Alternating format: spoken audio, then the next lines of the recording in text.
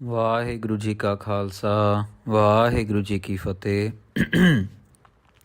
सो सचखंड श्री हरमंदिर साहिब श्री अमृतसर साहिब से आया हुआ अमृत वेले का हुक्मनामा और उसकी विचार कथा विचार अगले आने वाले कुछ समय के लिए हम सब ने श्रवण करनी है।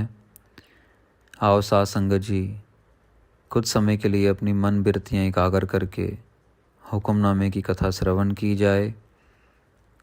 आज के हुक्मनामे में गुरु नानक देव जी महाराज एक बहुत ही महत्वपूर्ण बहुत ही इम्पॉर्टेंट जीवन का उद्देश्य दे रहे हैं, समझाने की कोशिश कर रहे हैं हम सबको कि सिर्फ बाहर से ज़िंदगी जीना कोई ज़िंदगी नहीं है।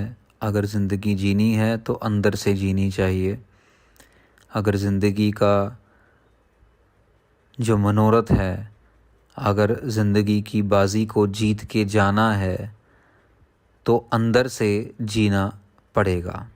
सो आओ क्या क्या उदाहरण दे के क्या क्या एग्ज़ाम्पल दे के गुरु नानक देव जी महाराज हमें समझा रहे हैं, आओ एक बारी समझने की कोशिश करें। सूही महल्ला पहला घर तीजा एक ओंकार सतगुर प्रसाद। सूही राग में गुरु नानक देव जी महाराज 6वें घर में ये शब्द उच्चारण कर रहे हैं। एक ओंकार सतगुरु प्रसाद, एक अकाल पुरख वाहिगुरु परमेश्वर जो कि सतगुरु की कृपा से सतगुरु के प्रसाद से सच्चे गुरु की कृपा से मिलता है। उज्जल कैहा चिलकना घोटिम कालड़ी मस। गुरु नानक देव जी कह रहे हैं जो कांसे का बर्तन होता है ना साथ संगत जी, कांसे का बर्तन ऊपर से बहुत चमकीला बहुत साफ़ सुथरा होता है, पर जब आप उसको थोड़ा सा घिसो तो उसके अंदर से काली स्याही जो है वो काले रंग की जो कालक है वो निकलनी शुरू हो जाती है। वो कालक जो उसके अंदर नेचुरली है, वो मेटल के अंदर ही है। जितना हम उसको घिसते चले जाएंगे वो कालक निकलती जाएगी और एक टाइम आएगा कि आप उसको मांजना छोड़ दोगे, धोना छोड़ दोगे और जो होगा उसको। पुराने समय में ये लोग कांसे के बर्तन यूज़ किया करते थे, पुराने बुज़ुर्गों को अभी भी पता होगा। धोतियाँ झूठ ना उतरै जे सो धोवा तिस। महाराज कह रहे हैं कि वो कांसे के बर्तन को धोते जाओ लेकिन जो अंदर की मैल है वो बाहर नहीं आएगी। और यही ज्ञान हमारे ऊपर लागू होता है कि हम अपनी शरीर को जितना मर्जी धो लें लेकिन जो अंदर की मैल है वो बाहर के शरीर के धोने से नहीं आएगी। अंदर को भी धोना पड़ेगा, अंदर भी अपने को सफाई करनी पड़ेगी। एक वाक़या मैं आपके साथ शेयर करना चाहता हूँ साथ संगत जी। मेरे जो उस्ताद रहे ना, जिन्होंने मुझे इस लाइन में लेके आए या जिन्होंने मुझे प्रेरणा दी कि भी तू वाणी का जाप कर अमृत शक, तो उनका नाम तरनजीत सिंह दिल्ली में। एक बारी की बात है, मैं हेमकुंड साहिब जा रहा था और सरसरी तौर पे उनको जब बताया कि कल जाना है तो उन्होंने मुझे 101 रुपया दिया और कहते मेरी भी अरदास करना गुरु गोविंद सिंह महाराज के चरणों में। मैंने कहा ठीक है। मैंने कहा क्या अरदास करनी है? वो बोले कि गुरु गोविंद सिंह को अरदास करना कि मेरे को ऐसी आँखें देना कि मुझे दुनिया की मैल नज़र आने की बजाय अपने अंदर की मैल नज़र आनी शुरू हो जाए। मेरी आँखों को उल्टा कर देना, मेरी आँखों को अंदर की मैल नज़र आए, ऐसी आँखें दे दो मुझे। वो वाक़या आज भी दिमाग में चिपका हुआ है। कुछ बातें ऐसी होती हैं साथ संगत जी, सारी ज़िंदगी आपका साथ नहीं छोड़ती। और उस दिन से आज पता नहीं कितने साल बीत गए, यही अरदास रोज़ करने की कोशिश होती है कि हमें भी महाराज ऐसी आंखें दो कि हम अपनी मैल अंदर की मैल को देखें और उसको साफ़ कर सकें, धो सकें। अपने मन को सुबह शाम दिन रात अपने मन के ऊपर काम कर सकें कि नहीं झूठ नहीं बोलना, नहीं गाली नहीं देनी, नहीं धोखा नहीं देना किसी को, नहीं गलत काम करना, नहीं निंदा करनी, नहीं चुगली करनी, मेहनत करनी है, थोड़ा कमा लेंगे थोड़ा खा लेंगे, नहीं खाएंगे, गुरुद्वारे जाके लंगर खा लेंगे लेकिन झूठ नहीं बोलना, अपने प्रिंसिपल से नहीं डोलना। जो गुरु नानक ने प्रिंसिपल दिए हैं उन पे खड़े रहना है। सेवा करनी है, सिमरन करना है, अमृत वेले उठना है, अमृत वेला संभालना है, वाहिगुरु वाहिगुरु वाहिगुरु वाहिगुरु वाहिगुरु चौकड़ा मार के बैठ के करना है। सो बाहर की मैल उतरते उतरते उतरे या ना उतरे अपने को नहीं पता, पर अंदर की मैल उतारने का जतन करना है। आगे महाराज कह रहे हैं, सज्जन से ही नाल मैं चल दिया नाल चलन। महाराज कह रहे हैं वही सज्जन है, वही हमारे दोस्त हैं, वही हमारे मित्र हैं जो सारा रास्ता हमारे साथ चलें। जो बीच में रुक गए, जो बीच में छोड़ गए, जिन्होंने बीच में रास्ता बदल लिया, वो दोस्त नहीं होते, वो दिखावा करते हैं, उनके मन में छल कपट है। जो बीच में छोड़ जाते हैं वो कभी दोस्त बने ही नहीं थे। जिथे लेखा मंगी है तिथे खड़े दिसन। जहाँ भी मेरा लेखा मांगा जाए मेरे दोस्त मेरे साथ खड़े हों, वो दोस्त हैं। जहाँ भी हिसाब किताब किया जाए वहाँ पे मेरे साथ वो खड़े हों, वो मेरे दोस्त हैं। जो मेरे साथ नहीं खड़ा हुआ वो मेरा दोस्त नहीं है।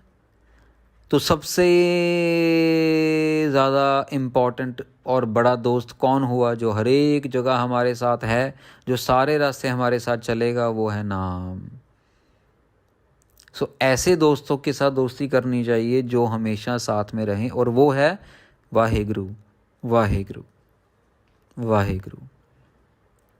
रहाओ, विश्राम देते हैं। आगे एग्जाम्पल देंगे, समझने की कोशिश करनी है हम सब ने। कोठे मंडप माड़िया पासो हो चितवियाह। महाराज कहते हैं कि वो बड़े बड़े मकान, वो बड़े बड़े महल, वो बड़े बड़े मंडप, चारों तरफ से उनको लेपन किया हुआ है, आर्ट बनाया हुआ है, पेंट किया, बहुत बड़े बड़े महल खड़े हो जाएं, पर अगर अंदर नाम नहीं है, टठिया कम न आवनी विच हो सखड़ियाह। अगर अंदर परमेश्वर का डर नहीं है, अगर अंदर परमात्मा का नाम नहीं है, अगर अंदर वाहिगुरु अकाल पुरख का सिमरन नहीं है, तो वो ऐसे ही खड़े खड़े गिर जाते हैं, ऐसे डिग जाते हैं, कुछ नहीं मिलता उनका, कुछ नहीं बनता उनका। पर जिनके अंदर नाम है, वो भले ही बाहर से जितने मर्जी पुरानी झोपड़ियाँ हो, कच्चे मकान हो, लेकिन वो खड़े के खड़े ही रहते हैं। कई कई 100 साल पुराने मकान आज भी खड़े हुए हैं। बग्गा बग्गे कपड़े तीर्थ मंज वसन। बगुला होता ना, बगुला, वो तीर्थ स्थानों पे पाया जाता है। बाहर से सफ़ेद होता है, उसके पंख जो हैं बाहर से सफ़ेद हैं, तो लोग उसको सुंदर मानते होंगे देखने में। पर कुट कुट जिया खावणे बग्गे ना कहियन। पर वही बगला लोगों को मार मार के खाता है, लोगों का खून पीता है, लोगों को मार देता है, वो शाकाहारी नहीं है। तो उसको हम बगुला थोड़ी ना कहेंगे, उसको हम चिट्टा थोड़ी ना कहेंगे, उसको हम सफ़ेद थोड़ी ना कहेंगे अगर उसके पंख सफ़ेद हैं तो। अगर पंख सफ़ेद हैं तो उसका काम भी सफ़ेदी वाला होना चाहिए, लेकिन काम उसका है जानवरों वाला, काम उसका है खून पीने वाला, राक्षसों वाला। तो इसीलिए वो सफ़ेद नहीं हो, उसको सफ़ेद नहीं कहा जा सकता। सिमल रुख शरीर में मैजन देख पुलन। अभी महाराज अपने ऊपर लेके बात कर रहे हैं कि जो मेरा जो शरीर है बहुत ही बड़ा हो सकता है, जैसे सिम्मल का पेड़ होता है। वो सिम्मल का पेड़ होता है, बहुत दूर से देखने में अच्छा लगता है, बहुत सुंदर लगता है, लेकिन ना ही उसका फल अच्छा है, ना ही उसका फूल अच्छा है, वो किसी के भी काम नहीं आते, उसमें कोई भी गुण नहीं है। से फल कम न आवनी ते गुण मैं तन हन। मेरी शरीर भी, गुरु नानक देव जी निम्रता के घर में आके कह रहे हैं, निम्रता में, कि मेरा शरीर भी सिम्बल की तरह है। कहने का भाव हमारा सबका शरीर सिम्बल की तरह है। ना ही हमारा बोलना अच्छा है, ना ही हमारा देखना अच्छा है, ना ही हमारा खाना अच्छा है, ना ही हमारा सुनना अच्छा है। तो हमारे अंदर कोई भी गुण नहीं है। इतनी निम्रता में आके गुरु नानक देव जी ये वचन कर रहे हैं हमारे लिए, हमें समझाने के लिए। साध संगत जी, क्या हमने आज सुबह किसी की मदद की? क्या हमें आज रात को किसी का फ़ायदा होगा? क्या किसी के साथ सेवा की? क्या किसी बुज़ुर्ग के साथ दो बोल बोले? अब हम तो अपने घर के बुज़ुर्गों को समय नहीं देते साध संगत जी, उनका हालचाल नहीं पूछते। इतने ज़्यादा मतलबी हो चुके हैं हम लोग, हम सिर्फ अपने मतलब के लिए जीते हैं। मैं एक आपको सलाह दूंगा, जो भी संगत सुन रही है। पुराने समय में ना, 1 फिल्म आई थी अवतार। ये इंग्लिश वाली अवतार नहीं, पुराने समय में एक फ़िल्म आई थी अवतार। पुरानी अवतार थी, आई थिंक 1980 के दशक में आई होगी वो, और उसमें राजेश खन्ना साहब थे। और उस फिल्म के अंदर आज की जनरेशन के लिए एक ऐसा सबक है और एक ऐसा लेसन है, एक ऐसी ज्ञान भरी बात है कि अपने माँ बाप की सेवा कैसे करनी चाहिए। उसके अंदर बहुत ही साफ़ सुथरी, बहुत ही अच्छी कॉन्सेप्ट के साथ बनाई गई थी वो। और उसके अंदर बताया गया है कि अगर माँ बाप भले ही जैसे भी हों और बच्चे भले जैसे भी हों, दोनों के आपस का प्यार, रिश्ते की मजबूती दिखाई गई है और रियल लाइफ से दिखाई गई है कि आजकल की जनरेशन क्या कर रही है, आजकल के बच्चे क्या कर रहे हैं, अपने माँ बाप के साथ कितना प्यार कर रहे हैं। सारी उम्र माँ बाप उनको खिलाते हैं, पिलाते हैं, करते हैं, लेकिन हमारे अंदर कोई गुण नहीं है, हम 2 मिनट समा देने को भी तैयार नहीं हैं। ये है गुरु नानक की टीचिंग कि अच्छा काम करो। साध संगत जी, आप गुरुद्वारे में जाके माथा टेकोगे, अपने अंदर निम्रता रखोगे तो बहुत फ़ायदा है। लेकिन गुरुद्वारे में जाके भी अगर अहंकार को साथ में लेके जाके लंगर हॉल में जाके सेवा करोगे, और अगर किसी गरीब ने एक प्रसादा आपसे मांग लिया दोबारा, अगर आप उसको बोलोगे अरे भाई हो गया चल, तो वो सेवा का मोल नहीं मिलना। वो तो अहंकार वहीं का वहीं खड़ा है। वो एक प्रसादा ले, 2 ले, 4 ले, 10 ले, अबे तेरे बाप का क्या जा रहा है भाई? गुरुद्वारे का प्रसादा है, गुरुद्वारे की दाल है, तू कब से मालिक बन गया? गुरु मालिक है उस लंगर प्रसादे का। तो मत रोको। जिसके पेट में अन्न लिखा है परमेश्वर ने लेके जाना है, वो ले ही जाएगा, वो कुछ भी करके खा ही लेगा। आप अपने अंदर की मैल को मत बढ़ाइए, हम अपने अंदर को साफ रखना चाहिए। कई बार ऐसा देखने में आया कि सेवादार सेवा कर रहा है, गरीब इंसान है, उसने 2 प्रसादे मांग लिए, मैं घर ले जाऊंगा, बच्चे को खिला लूँगा या बुज़ुर्ग को खिला लूँगा या अपनी वाइफ को या अपने हस्बैंड को खिला लूँगा, लेकिन सेवादार चढ़ नहीं, कुछ नहीं मिलेगा तेरे को। बड़े कमाल की बात है। मैं हैरान होता हूँ ऐसे लोगों को देख के कि ना गुरुद्वारा तेरा भाई, ना लंगर तेरा, ना तूने बनाया, ना तूने कोई रसद दी होगी, कितनी देली होगी। अभी बंगला साहिब गुरुद्वारे में, दिल्ली में, दरबार साहिब में कई हज़ार किलो दाल रोज़ की बन जाती है, तो कितनी तूने 2 kilo, 4 kilo, 10 kilo, 50 kilo, 100 kilo दे ली होगी तूने। तो 100 किलो दाल दे के तू क्या 2000 किलो दाल का मालिक बन गया क्या? बड़ा अच्छा सौदा कर रहा है तो भाई। तो साध संगत जी, सेवा और सिमरन के अंदर निम्रता चाहिए, सेवा और सिमरन के अंदर चालाकी नहीं चाहिए। हमारी आँखों को याद ही नहीं रहना चाहिए कि हमने कितने प्रसादे दिए यार। हम लोगों के अंदर इतनी निम्रता आनी चाहिए, हम लोगों को याद ही नहीं रखना चाहिए। हम जब गाड़ी में बैठते हैं ना, तो महापुरुषों के वचन हैं, बीबा निहाल कौर जी के वचन हैं, सेवेवाला साहब के बड़े महापुरुष बीबा निहाल कौर जी। उन्होंने वचन किया कि जब भी बैठना है तब अपने साथ कोई भी मांगने वाला आए, उसको कुछ ना कुछ जरूर देना, खाली हाथ नहीं छोड़ना। कुछ नहीं पता वो मांगने वाला किस मंशा से कौन सा आशीर्वाद दे जाएगा और अपना कौन सा काम बन जाएगा, कौन सी दुआ मिल जाएगी। तो जब भी दास गाड़ी में बैठता है तो कुछ चेंज जो है अपने साथ रख लेता है।